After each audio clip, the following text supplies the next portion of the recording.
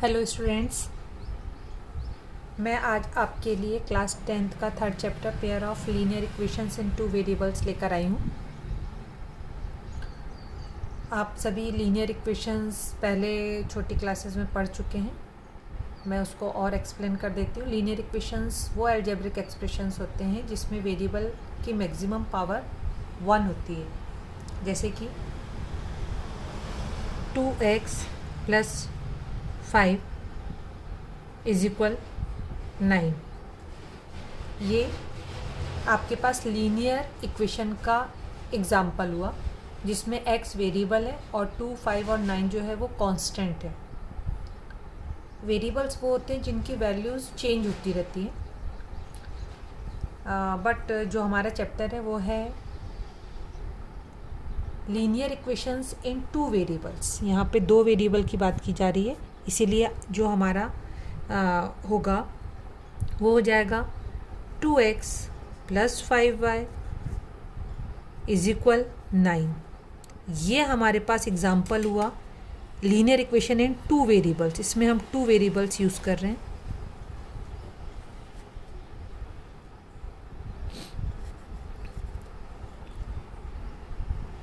इसमें x और जो y है ये वेरिएबल्स हैं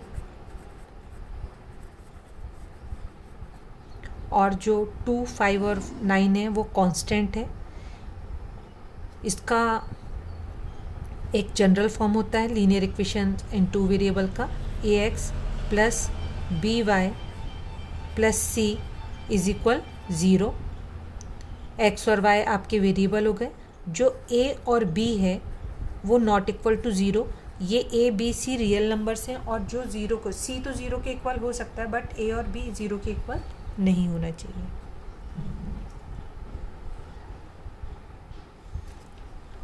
तो यहाँ पर ये हो गया लीनियर इक्वेशंस इन टू वेरिएबल्स। हमारे पास 2 वेरिएबल वाला इक्वेशन है एग्जाम्पल में। ये एक आपको बताई थी 1 वेरिएबल वाला, ये जो सेकंड बताई हूँ ये 2 वेरिएबल वाला है, जिसमें x और y वेरिएबल्स है। a, b, c आपके पास रियल नंबर है where a and b are not equal to 0। लेकिन हम पढ़ रहे हैं पेयर ऑफ लीनियर इक्वेशंस। तो पेयर होना चाहिए हमारे पास, तो उसका जनरल फॉर्म पहले मैं आपको बता देती हूँ।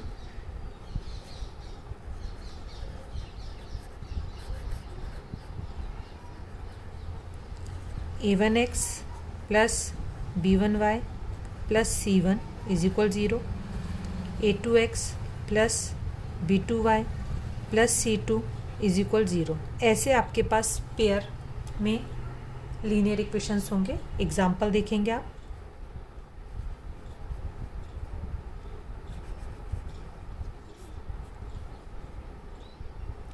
(3x - 6y + 11 = 0, 2x + 3y + 9 = 0। ये आपके पास पेयर हो गए।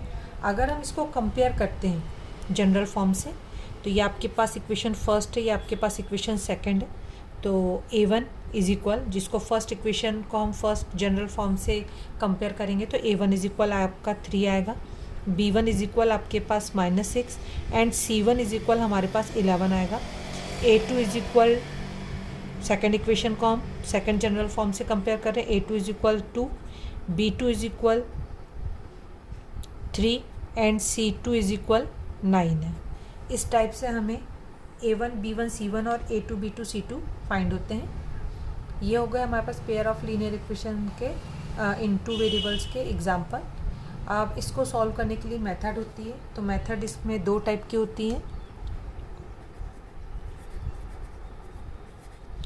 एक होती है ग्राफिकली और एक होती है एल्जेब्रिकली। हम इसको 2 टाइप से सॉल्व कर सकते हैं। एक ग्राफिकली सॉल्व करेंगे,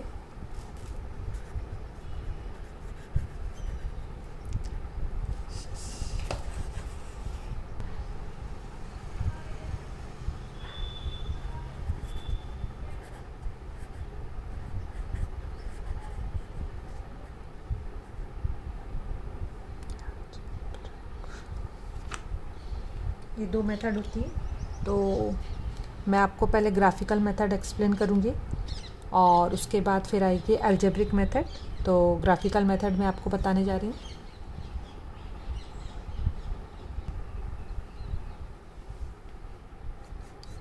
if a1 upon a2 is not equal to b1 upon b2, so we get, इससे हमारे पास 3 कंडीशन निकल के आएगी। पहली होगी unique solution,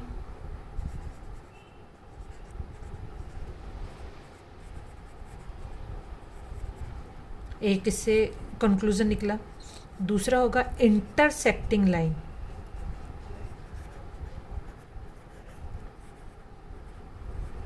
and third one होगा कंसिस्टेंट।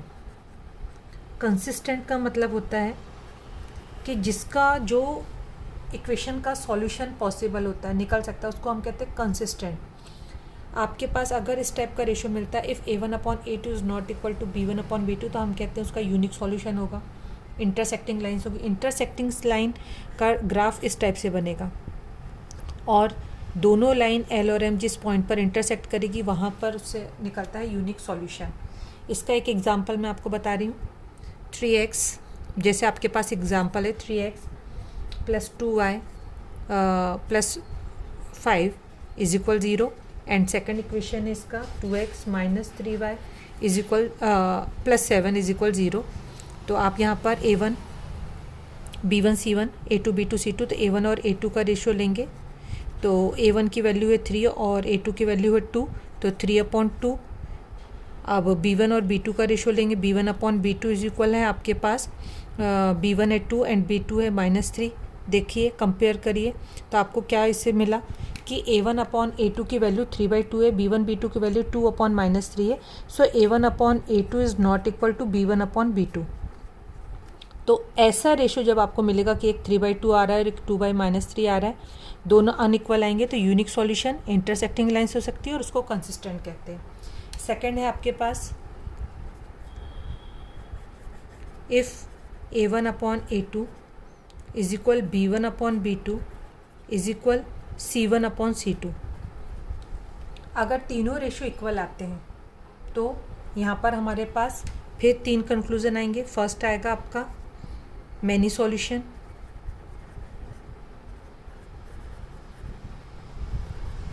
सेकंड कहलाएगा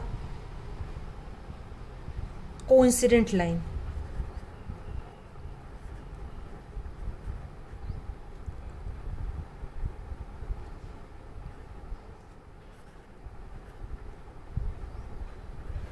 और थर्ड है, इसको भी हम कंसिस्टेंट कहेंगे। मैनी सॉल्यूशन है बट सॉल्यूशन तो है, तो इसको कहेंगे हम कंसिस्टेंट। अब इसके लिए एक एग्जांपल देख लेते हैं। फर्स्ट तो वैसे ही का वैसा लेते हैं, 3x plus 2y plus 5 is equal 0, and second है उसका 2x प्लस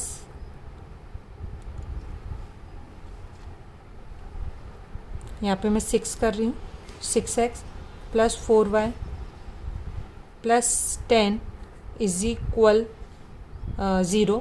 अब इस बार हम कंपेयर जब करते हैं तो a1 इज इक्वल 3 है, b1 इज इक्वल 2 है, c1 इज इक्वल 5 है, a2 इज इक्वल 6 है, b2 इज इक्वल 4 है, एंड c2 इज इक्वल 10 है।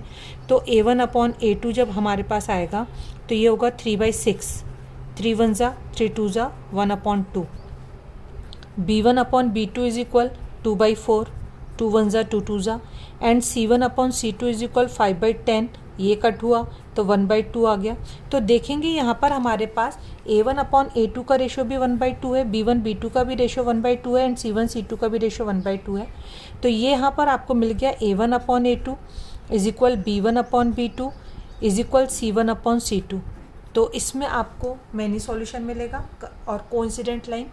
तो कोइंसिडेंट लाइन जो होती है वो होती है एक ही लाइन, मतलब L और M दोनों एक के ऊपर एक ही होगी, L भी यही होगी और M भी यही होगी, मतलब दोनों लाइन एक दूसरे को मैनी पॉइंट पर टच करेगी, कांटेक्ट में रहेगी, इसलिए इसमें होता है हमें many solution. And third condition है आपके पास if a1 upon a2 is equal b1 upon b2 is not equal to c1 upon c2। अगर हमारे पास दो रेशो इक्वल आते हैं A1 A2 B1 B2 के, बट C1 C2 का अनइक्वल आता है, तो इससे हमारे पास no solution. Second, parallel line.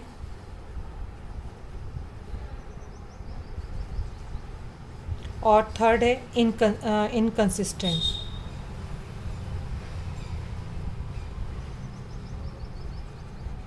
ये आपको मिलेगा। और पैरेलल लाइन का डायग्राम ये हो गई पैरेलल लाइंस L और M, जो एक दूसरे को किसी भी पॉइंट पे टच नहीं करती, कट नहीं करती, इसलिए हमें यहाँ पर नो सॉल्यूशन मिलता है।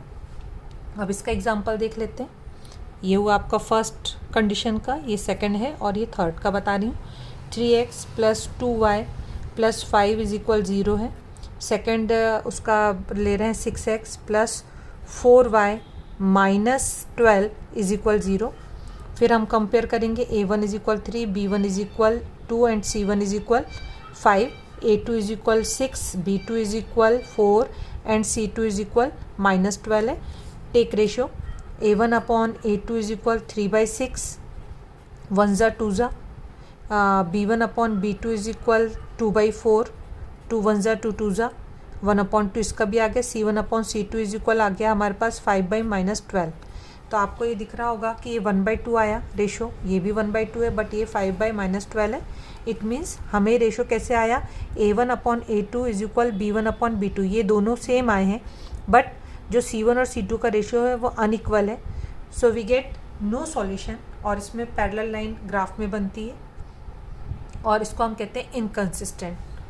तो आई होप आपको मेरा आज का जो चैप्टर है वो आपको समझ में आ गया होगा। नेक्स्ट वीडियो में मैं आपका सेकंड मेथड आपको एक्सप्लेन करूँगी, और इससे ग्राफिकल मेथड से रिलेटेड एक पहले मैं क्वेश्चन आपको सॉल्व करके बताऊँगी।